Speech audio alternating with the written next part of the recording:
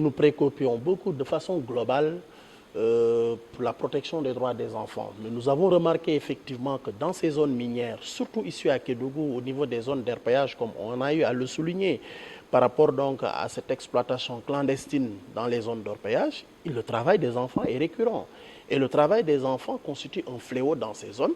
Et effectivement, aujourd'hui, si vous interrogez la législation dans la matière, aussi bien au plan international avec la Déclaration universelle des droits de l'homme qui constitue un peu l'instrument juridique de base, mais nous avons également les principes directeurs des Nations Unies relatifs donc aux entreprises et aux droits de l'homme.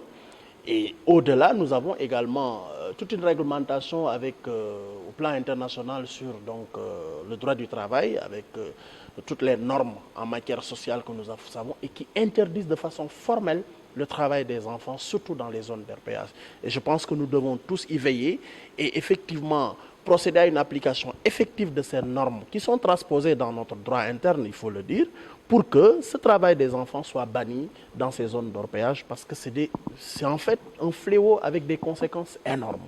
Le secteur minier, de façon globale, la gestion des ressources naturelles constitue donc un secteur transversal.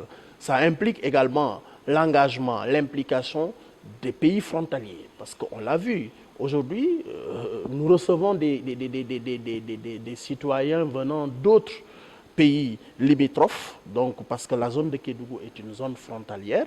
Et je pense qu'il faut impliquer ces États-là pour que la lutte soit beaucoup plus efficace par rapport donc à ce fléau. Surtout par rapport à la question du travail des enfants. Parce qu'il y a des enfants qui traversent la frontière jour et nuit.